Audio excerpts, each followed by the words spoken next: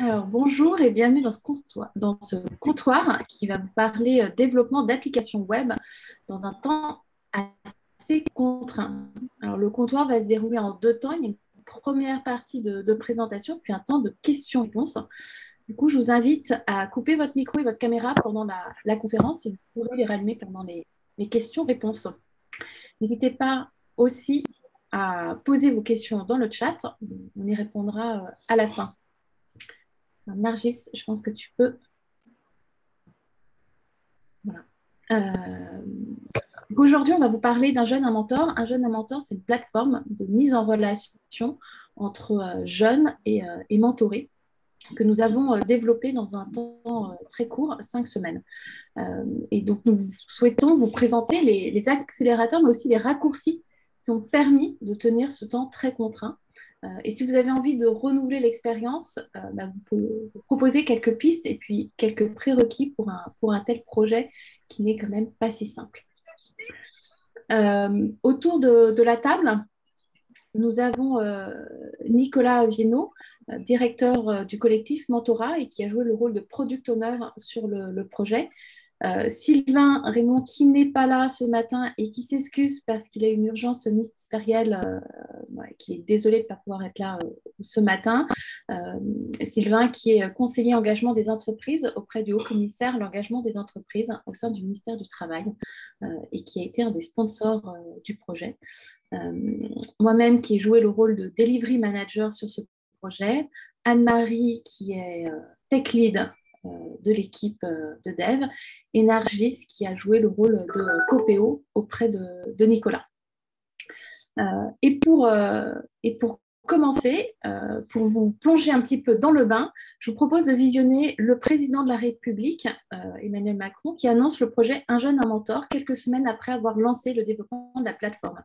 Ces quelques minutes, elles résument à la fois les enjeux du mentorat, mais aussi le calendrier serré d'un tel projet, quand on a le président lui-même qui annonce notre mise en service.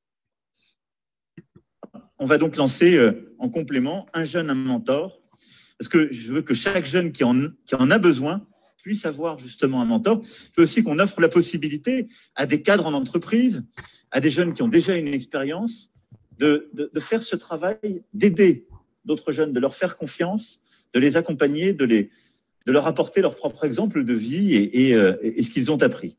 Et donc, par rapport à cela, ça a été présenté, la ministre l'a aussi évoqué, les prochaines semaines seront utilisées à finaliser le dispositif. Et donc, c'est dès le début d'avril qu'il sera possible de signaler son intérêt en ligne pour avoir accès à un mentor ou être mentor soi-même. Et en 2021, l'objectif est d'avoir 100 000 jeunes qui pourront bénéficier du dispositif. Et nous doublerons ce chiffre l'année d'après. Et j'espère même qu'on pourra aller plus loin, plus vite et plus fort. D'abord parce que je pense que pour beaucoup de jeunes, être mentoré a un intérêt, vous l'avez très bien dit, extrêmement fort. C'est l'idée de l'instituteur et du professeur de la République, hein, qu'on poursuit hors de l'école, au-delà, et quand parfois on n'a pas eu la chance d'avoir une main tendue. Et je pense qu'être mentorant, si je puis dire, comme ça a été évoqué, donne beaucoup de sens pour celles et ceux qui le font. Et ça apporte énormément. Donc je crois beaucoup à cette solution qui vient compléter un peu le dispositif. Donc voilà, Un jeune, un mentor, c'est cet objectif de 100 000 cette année, 200 000 l'année prochaine. Voilà, donc une petite pression quand le président de la République annonce le calendrier qu'on a dû donc tenir. Je propose de passer la parole à Nicolas pour nous parler du mentorat et de cette belle politique publique. Merci Julie, bonjour à toutes et à tous. Donc, je suis Nicolas Viennot, le directeur du collectif Mentorat. Ça mérite qu'on se remette dans le contexte du 1er mars, hein, la date de ces annonces présidentielles, pour que vous compreniez la façon dont on a pu les percevoir. C'était à la fois un aboutissement d'années de travail, mais aussi quelque chose d'assez vertigineux, un vrai défi pour les associations de mentorat qui bossaient depuis 30 ans parfois sur le sujet pour le faire reconnaître, pour réaffirmer et confirmer son rôle, le rôle du mentorat pour lutter contre les inégalités sociales et éducatives. Alors, qu'est-ce que c'est que le mentorat? C'est un accompagnement. Voilà. Le mentorat, c'est une personne qui en accompagne une autre, comme le dessin l'illustre bien, qui l'accompagne dans la durée,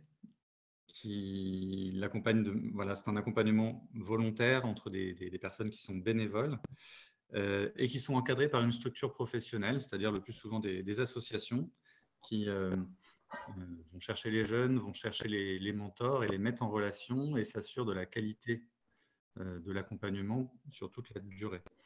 Et cette association fait aussi une évaluation à la fin de l'accompagnement. Ce qu'il faut noter à travers le concept et surtout la traduction concrète du mentorat, c'est qu'il peut poursuivre différents objectifs. Les objectifs de départ peuvent évoluer dans la durée, suivant des besoins qui eux aussi évoluent de la part du jeune. Et donc il y a bien un objectif de lutte contre les inégalités, parce que le mentorat, c'est un petit plus par rapport à ce que le service public peut proposer à l'école ou à travers différents outils d'insertion professionnelle.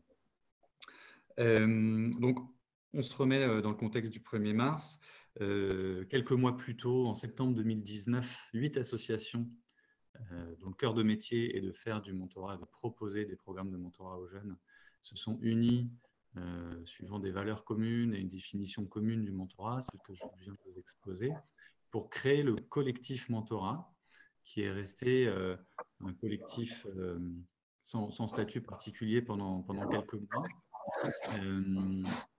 Et puis, le confinement du printemps 2020, au début de la crise sanitaire, a été l'occasion pour ces 8 associations fondatrices du collectif de travailler ensemble et de proposer des mesures opérationnelles d'urgence pour venir en aide aux jeunes qui en avaient le plus besoin, leur fournir des connexions 3G, des ordinateurs, leur proposer en urgence des programmes de mentorat.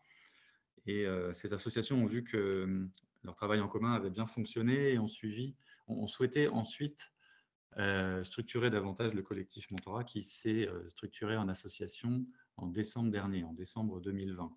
Voilà, donc le 1er mars 2021, ça fait seulement quelques mois que le collectif mentorat existe en tant qu'association et c'est pour ça que c'est assez vertigineux de voir que ça y est, enfin le mentorat est consacré comme une politique publique, mais qu'en face, il y a des objectifs très ambitieux, de 100 000 jeunes mentorés d'ici la fin de l'année 2021, 200 000 d'ici la fin de l'année 2022.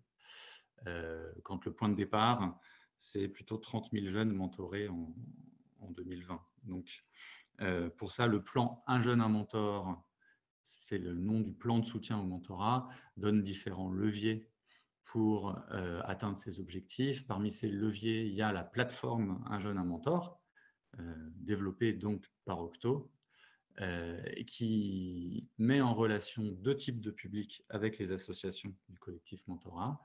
La plateforme permet à des jeunes qui souhaitent être mentorés de s'inscrire.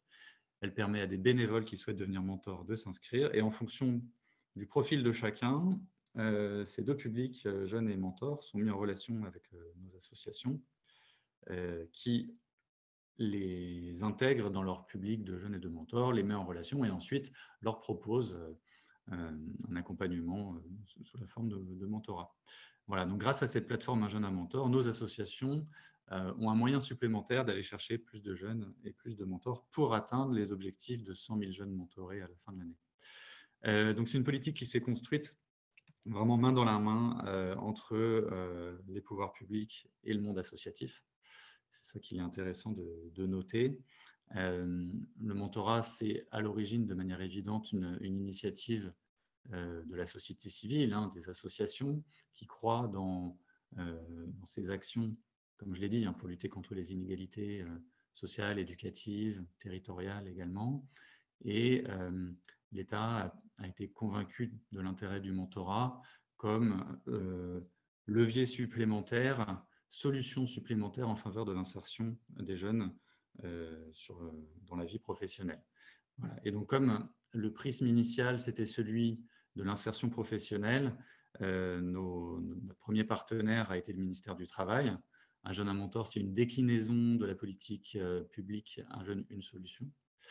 Mais le mentorat poursuit aussi les objectifs éducatifs. On peut mentorer des enfants à partir de 5 ou 6 ans. Et donc, dans ce cas, L'objectif n'est pas tant l'insertion pro que l'aide à la scolarité ou l'orientation pour les collégiens et les lycéens. Et c'est la raison pour laquelle on travaille également main dans la main avec le ministère de l'Éducation nationale et en particulier le secrétariat d'État à la jeunesse. Voilà, donc aujourd'hui, la démarche, elle est interministérielle. On en a vu un exemple avec le comité du mentorat le 25 mai dernier, et à travers ça, les deux ministères confient au collectif mentorat et à ses associations le soin de mettre en œuvre cette politique de soutien au mentorat. On a des moyens, en face on a des objectifs hyper ambitieux, et la plateforme Un jeune, un mentor va nous aider à les atteindre. Voilà.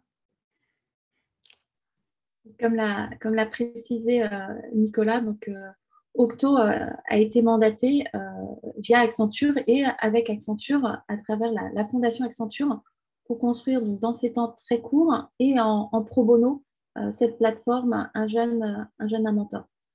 Un planning très court, comme vous avez pu le voir là, dans la vidéo introductive. On a monté l'équipe donc, très rapidement avec un kick-off mi-février et cette mise en prod planifiée le 6 avril, ce qui nous a laissé en fait 2 semaines de cadrage pour vraiment s'immerger dans le projet et 5 semaines de développement. Pour début avril, nous avions 2 objectifs sur cette plateforme. Il fallait que la plateforme soit robuste, c'est-à-dire qu'elle soit capable de tenir des pics de charge liés à des communications présidentielles. On avait en référence « Je veux aider faire la plateforme de mise en relation des citoyens qui veulent donner un coup de main », qui a été lancée il y a 1 an en plein Covid et qui a elle aussi dû tenir des pics de charge. Par ailleurs, l'interface utilisateur, certes minimale dans les temps qu'on avait, devait être propre, efficace, en fait, à la hauteur d'un site avec une telle visibilité. Donc, enjeu de robustesse, enjeu d'une belle interface. Évidemment, il y a peu de marge de manœuvre et du coup, la négociation s'est plutôt faite sur les fonctionnalités. Alors, on a monté très rapidement une équipe composée côté produit d'un UX UI et d'un product owner. Côté tech, une équipe de 4 développeurs et puis j'assurais la partie organisation. Alors, face à ces délais, donc pour tenir ces délais et ces enjeux, on a utilisé un certain nombre d'accélérateurs techniques, fonctionnels, pour rester sur un chemin connu et puis pour nous appuyer sur le savoir-faire Octo. Donc, ces accélérateurs, sans eux, on n'aurait pas pu tenir les délais. Ils nous ont vraiment permis d'aller plus vite quand on les a mis au bon moment. Comme Nicolas le soulignait, c'est le début d'une grande aventure pour le collectif Mentorat. Nicolas, notre PO, n'est pas toujours aussi disponible qu'il le souhaitait, parce que justement, il y avait toute la partie de lancement de ce collectif, de son organisation, sa structuration. Et donc, heureusement, Victor et Clara d'Accenture Stratégie en fait, ont accompagné le collectif sur justement cette structuration et sur l'ensemble de ces démarches. Et nous, ça nous a permis, équipe produit, de nous concentrer finalement sur le produit numérique, tout en sachant que les autres problématiques étaient gérées par ailleurs. Deuxième accélérateur, on avait une équipe plutôt jeune et on a eu donc 2 mentors, ça tombe bien sur un tel projet, 2 experts Octo, particulièrement seniors, sur le back Wojtek et sur le front Pierrette. Et Pierrette et Wojtek m'ont permis d'embarquer l'équipe, de lancer les développements très rapidement et puis de donner des petits coups de main ponctuels sur l'architecture et le développement. Finalement, ce n'était pas 4 développeurs que nous avions, mais 6 développeurs, même si Pierrette et Wojtek étaient plutôt là en accompagnement et donc pas à plein temps.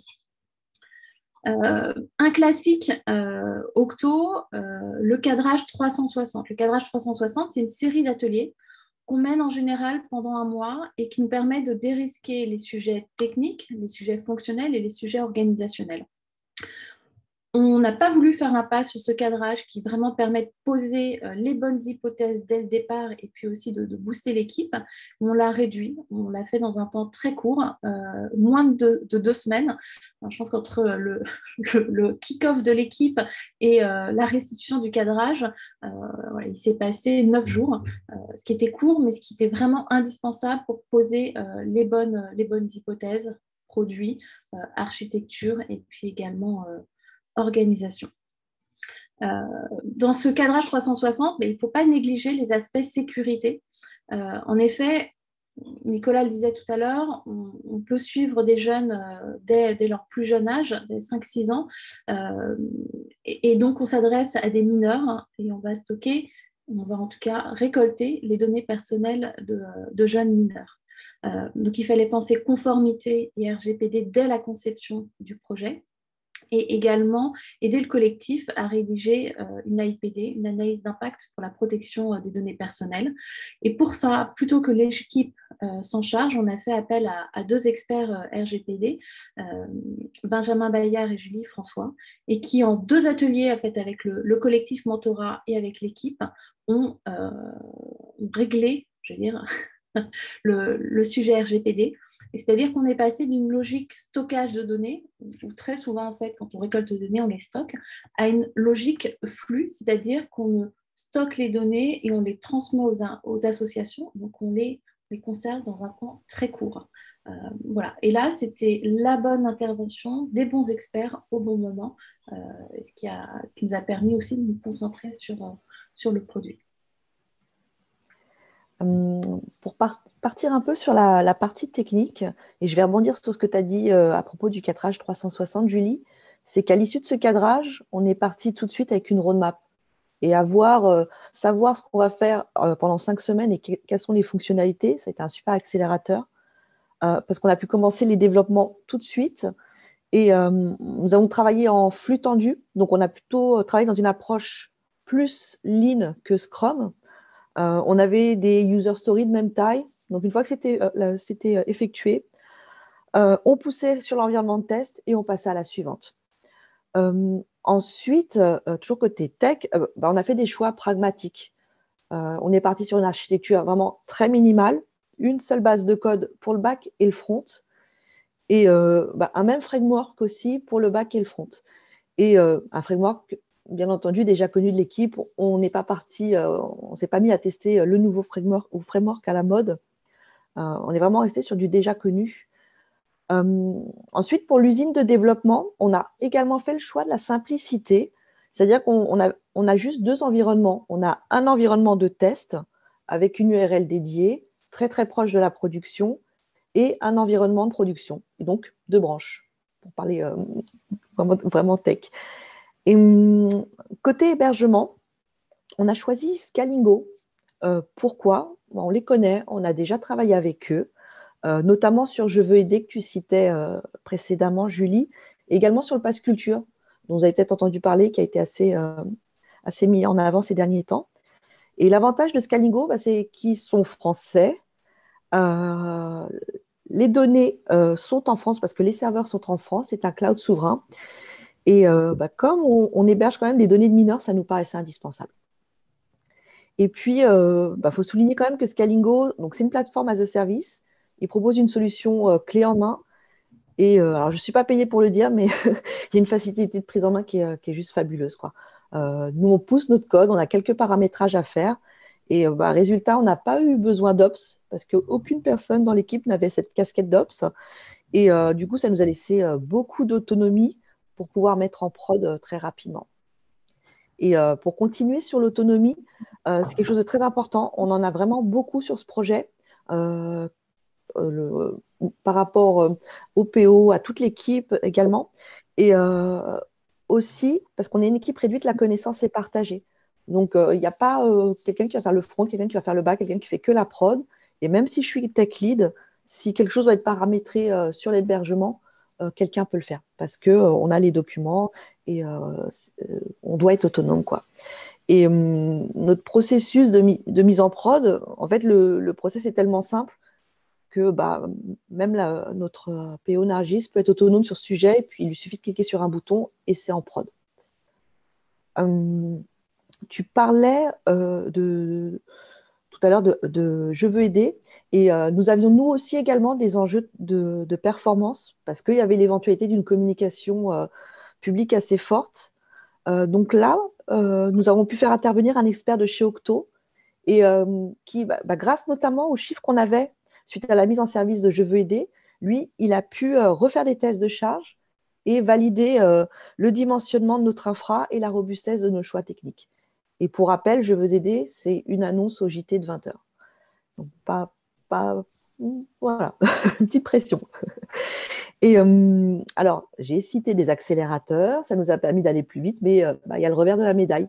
C'est qu'on a dû aussi prendre quelques raccourcis et accumuler de la dette.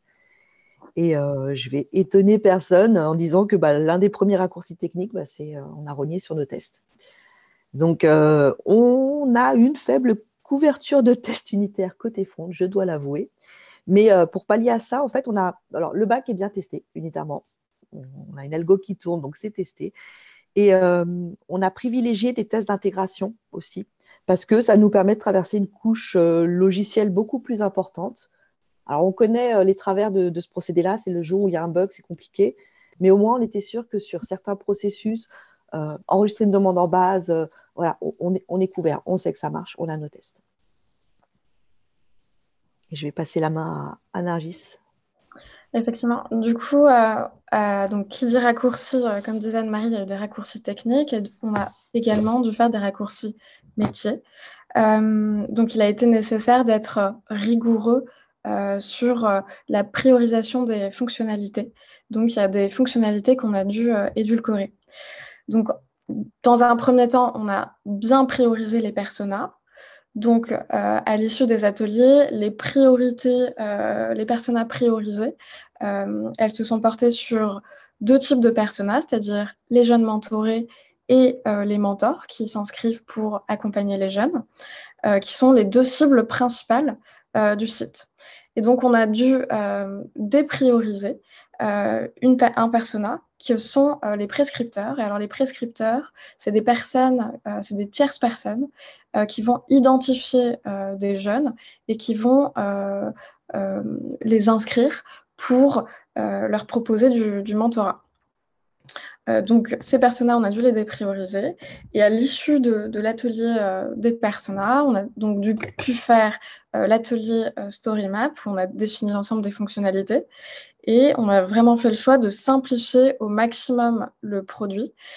Et une des fonctionnalités marquantes qu'on a dû allégé, c'est le fait de proposer au collectif de recevoir l'ensemble des demandes, donc de mentors et de mentorés, uniquement par CSV, plutôt que d'envoyer les demandes de manière industrialisée grâce à une API. Donc voilà globalement les raccourcis métiers. Et également, des raccourcis qu'on a dû prendre sont des raccourcis en termes de design, en UX et en UI. Donc là, il y a une petite illustration d'échanges qui ont été faits, qui ont lieu entre la designer et une des développeuses, puisqu'en fait, afin d'accélérer les développements, il a été nécessaire de simplifier les maquettes au maximum. Donc, il y a eu beaucoup d'échanges entre les développeurs et les designers. Et à l'issue de ces échanges, on est parti sur un principe de développement qui est on développe des éléments de design avec des composants qui ont déjà été développés. Donc, au maximum, par exemple, sur des pages de contenu, on a donné la priorité sur du texte simple plutôt que des blocs de texte avec des designs sophistiqués en réutilisant au maximum des composants qui avaient déjà été développés auparavant. Ça permet donc de ne pas redévelopper de nouveaux blocs et d'optimiser les développements. Et puis, en plus, ça permet également d'avoir un design qui est quand même cohérent visuellement, puisqu'on réutilise toujours des blocs qui se ressemblent, qui sont les mêmes. Donc, grâce à ces raccourcis accélérateurs que nous avons cités, on était prêt pour le 8 avril. Et pour des raisons politiques, l'ouverture de service n'a pas eu lieu le 8 avril, ce qui nous a permis de pouvoir rattraper les raccourcis qu'on vous a cités. Donc, on a eu environ 5 semaines supplémentaires avant l'ouverture de service pour corriger ces raccourcis qu'on avait pris. C'est fou, hein, parce qu'on était prêts.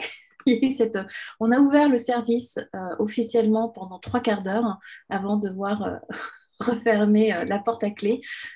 Mais ce qui est intéressant, c'est vraiment que oui, on peut développer un produit en 5 semaines, mais on a toujours besoin en fait de ce temps supplémentaire. On ne peut pas s'arrêter là. On doit continuer à développer de manière un peu sous-marine, c'est-à-dire que ce ne sera pas visible directement sur l'interface, mais donc on est obligé de reprendre finalement et quasiment en temps similaire pour corriger tous ces raccourcis.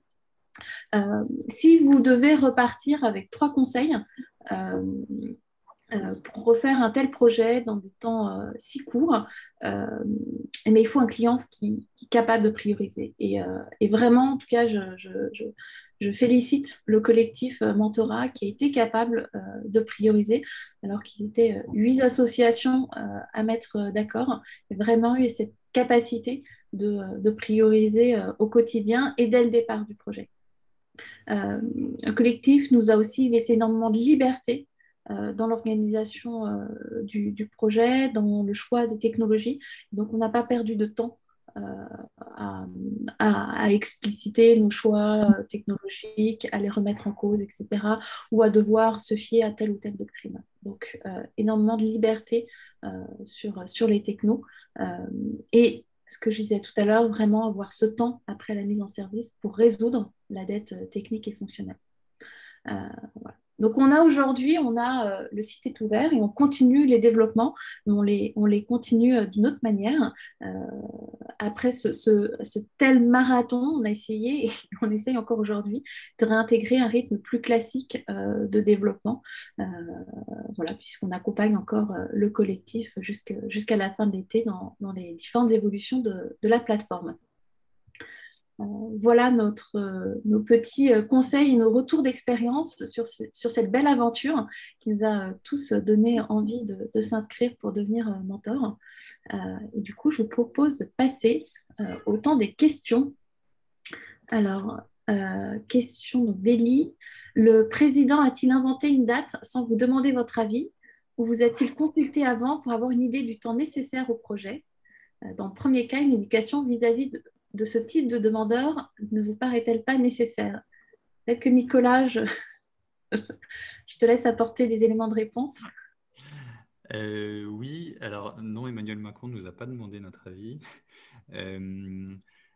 Depuis février, on sentait que les annonces présidentielles interviendraient à un moment, mais évidemment, jusqu'au dernier moment, on n'a pas su quand elles auraient lieu. Donc, comme l'indiquait Julie et Nargis, on s'est mis au travail dès la mi-février pour la phase de cadrage. Au départ, on ne connaissait pas l'échéance et finalement, le 1er mars, on a appris à la fois l'échéance de la mise en ligne de la plateforme, mais aussi l'objectif. Jusque-là, on tablait plutôt sur l'objectif de 100 000 jeunes et 100 000 mentors fin 2022. Et en fait, les annonces présidentielles ont doublé l'objectif. Voilà, mais c'est comme ça. Et l'essentiel, c'est que les moyens soient à la hauteur des objectifs. Voilà, et on y travaille. On a des moyens publics dans la mesure où le plan Un jeune, un mentor, je vous l'ai dit, une de ses déclinaisons, c'est la plateforme Un jeune, un mentor qui donne aux assos les moyens d'aller chercher plus de jeunes et plus de mentors. Mais il y a un autre levier, c'est les enveloppes financières qui sont octroyées aux associations qui répondent et qui sont lauréates d'appels à projets successifs. Voilà, donc c'est à travers ces appels à projets que les associations s'engagent à contribuer à mettre en œuvre, à atteindre cet objectif de 100 000 jeunes mentorés.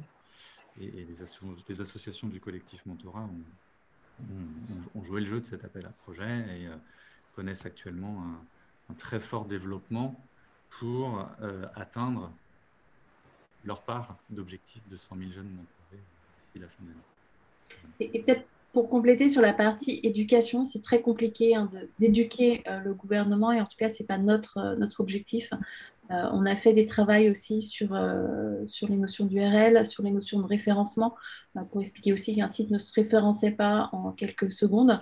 Mais c'est vrai qu'il faut du coup lier les contraintes de communication gouvernementale avec les contraintes ici.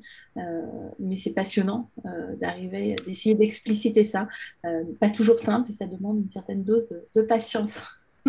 Et ce qui est très intéressant aussi, c'est la rencontre de plusieurs cultures, entre la culture puissance publique et pouvoir public et la culture du monde associatif. Et à travers ça, la personne de Sylvain était très intéressante dans la mesure où il est conseiller technique auprès de Thibaut Guilhuy, mais il a un profil de responsable associatif.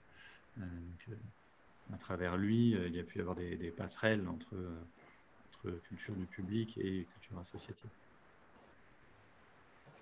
Merci. Charlotte qui demande pourquoi pas OVH pour l'hébergement, qui est aussi français. Et donc Anne-Marie qui propose de répondre. Oui.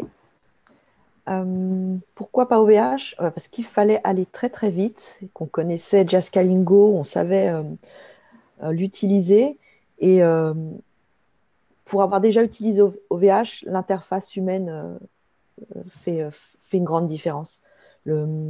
Sur Scalingo, il y a vraiment, on veut ajouter un container, on clique sur un bouton. Sur OVH, il faut cliquer à un peu plus d'endroits. Donc à un moment, comme il fallait que tout le monde soit opérationnel et autonome, on a fait le choix aussi on prend Scalingo parce que c'est facile, tout le monde peut le faire et ça répond très précisément à notre besoin qui est de pouvoir manipuler notre environnement sans avoir besoin d'Ops.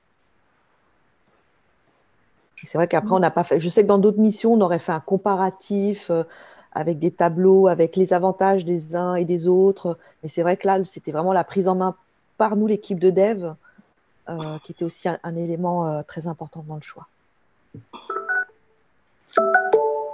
Excusez-moi pour les typings. Michael qui demande si on a eu le temps de faire des démonstrations avec certains utilisateurs avant le 8 avril. C'est une question, je pense, pour Nargis. Alors, on aurait aimé faire plus de tests. On a quand même eu des échanges avec l'UX et certains utilisateurs, mais qui étaient plutôt autour de nous. Après, on a beaucoup travaillé avec les associations qui, elles, sont très proches des utilisateurs finaux et qui font régulièrement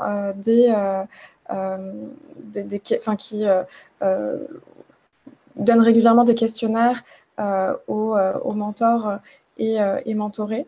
Donc, elles avaient quand même une bonne connaissance vraiment du terrain. Et puis après, je pense que c'est l'occasion. Enfin, on a vraiment découvert comment réagissaient les utilisateurs une fois qu'il y a vraiment eu de vrais utilisateurs. Et donc là, par contre, on regarde de très près ce qui se passe pour pouvoir s'inspirer et avoir de nouvelles fonctionnalités en tête et éventuellement corriger des éléments s'il y a des choses à corriger. On faisait également des démonstrations tous les lundis soirs, donc pas aux utilisateurs, mais aux collectifs, aux associations et à nos sponsors. Donc ça nous permettait, nous, d'avoir des retours, en tout cas des associations, très régulièrement. On a également fait des démonstrations à nos sponsors directement. Et c'était précieux d'avoir cette vision de là où ils souhaitaient aller. Alors, avant de prendre la question d'Elie, j'ai vu que Tristan levait la main. Oui, merci. Vous m'entendez? Oui. Ok, merci beaucoup. Du coup, oui, j'ai pas posé ma question dans le chat. Je me permets de la poser directement à l'oral, si ça va. à tout le monde. Déjà, merci beaucoup pour cette initiative de comptoir. Je trouve que c'est très utile et merci beaucoup pour la qualité, en tout cas, des présentations qui ont été faites. Merci également pour la qualité de cette plateforme. Moi, j'avais une question du coup qui a été tout légèrement abordée là, par toi, Julie, il y a quelques minutes. C'était la question du référencement. Est-ce que voilà, le référencement, comment vous l'avez envisagé, comment ça marche, est-ce que ça marche bien? Moi, je sais que du coup, j'ai l'adresse, je la connais déjà, l'adresse Un Jeune Inventeur, donc je passe jamais par le moteur de recherche Google, mais j'imagine que certains ont peut-être entendu parler de cette plateforme, ils ne savent pas trop exactement peut-être comment elle s'appelle, donc du coup, ils tapent, je sais pas, plateforme Mentor sur Google, est-ce qu'on trouve tout de suite la plateforme en question? Donc voilà, je me demandais voilà, comment vous aviez envisagé ce point et si du coup, on était performant sur ce point ou pas. Merci. Anne-Marie, toi qui t'es chargée du référencement. Je vais répondre. Alors, pour le référencement, donc en fait, on a suivi les recommandations de Google. Donc, on a créé ce qu'on appelle un sitemap à la racine du site, dans lequel on indique les URL qui doivent être visités par les robots. Ensuite, on s'est inscrit sur l'interface pour les développeurs qui permettent de soumettre des sites. Donc, il faut soumettre des URL. Et ensuite, on a suivi toutes les recommandations alors c'est le SEO, c'est le Search Engine. Alors, le référencement n'est pas ma spécialité, hein. Mais en tout cas, on a dû jouer sur les titres des pages, les mots-clés. Et puis ensuite, le référencement se fait un peu de manière naturelle. C'est-à-dire que plus les gens cherchent un jeune mentor, plus ça remonte en fait dans les résultats de recherche. Et puis, on a bénéficié aussi du fait que les associations ont mis des liens vers un jeune mentor sur leur site, également sur Un Jeune, une solution. Et donc, ça s'est fait naturellement. Mais il a fallu quand même attendre, je dirais bien, une bonne semaine. Hein. On se voyait vraiment remonter. On regardait, ah mince, on n'apparaît pas.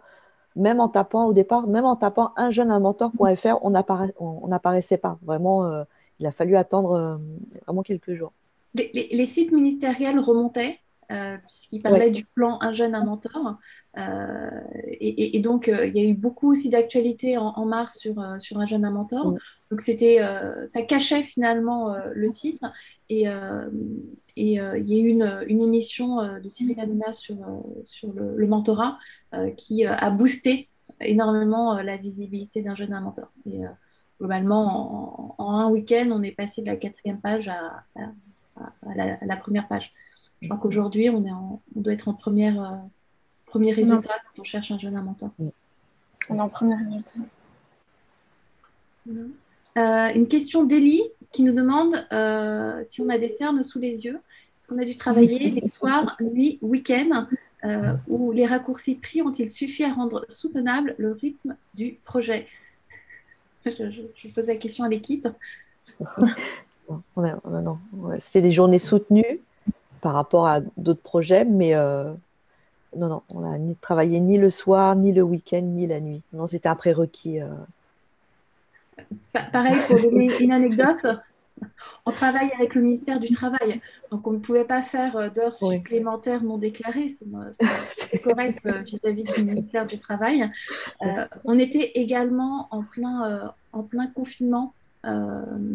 C'était les périodes de mars et avril. Vous avez pu remarquer qu'on est une équipe assez féminine, mais même parmi les hommes, on est la moitié de l'équipe a des enfants. Et donc, on avait en plus nos enfants à la maison. J'ai une image tout à l'heure de Sylvia avec son enfant dans les bras. Voilà. Donc, on a réussi à jongler entre nos obligations familiales liées au confinement et le projet. Et pour être très honnête, je crois qu'on a travaillé une fois le week-end, notamment suite à l'émission qui a parlé du mentorat et on a remarqué un bug. Et l'équipe passionnée par le sujet a corrigé le bug cet après-midi. Le devoir. Oui, un samedi matin qui a été récupéré de suite. Mais c'est vrai que c'était un prérequis aussi.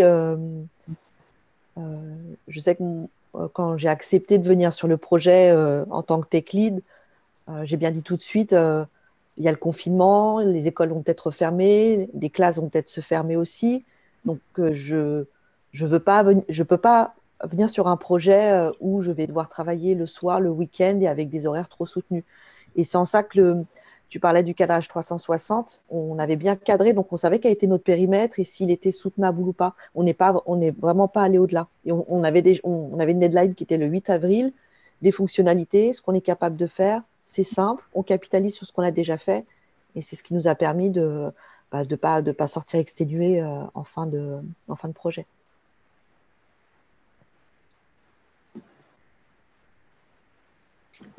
Merci. Je ne sais pas si vous avez d'autres questions. On arrive à la fin de cet échange. N'hésitez pas à poser même vos questions à l'oral.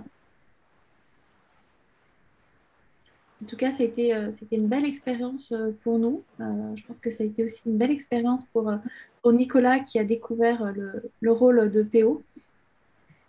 Absolument. Sans y être préparé au départ, mais belle expérience assez différente de ce que j'avais pu faire jusqu'à maintenant. Voilà, c'était très, très précieux d'avoir l'appui quotidien d'Octo dans la mise en œuvre du projet. Et ça l'est toujours d'ailleurs, parce que le travail n'est pas terminé. Oui. Et on prendra des vacances cet été pour tenir le rythme. Voilà. Bah, écoutez, Nargis, je propose de passer au dernier slide. Oui. Merci beaucoup pour cet échange. On a été heureux de présenter notre retour d'expérience. Merci à Nargis, qui est l'auteur de l'ensemble des croquis de la présentation et qui nous a partagé du coup son talent. Voilà. N'hésitez pas à vous inscrire au comptoir suivant, notamment celui qui va parler de l'envol de l'Edge dans le cloud. Comptoir un peu plus donc, technique que celui-là. N'hésitez surtout pas aussi à vous inscrire pour devenir mentor sur un jeune, un mentor, et pour découvrir des belles associations qui accompagnent justement les jeunes dans cette expérience. Voire devenir mentor. Exactement. Et faites-nous d'ailleurs vos retours utilisateurs suite à cette inscription. Merci à tous. Très bonne journée à chacun.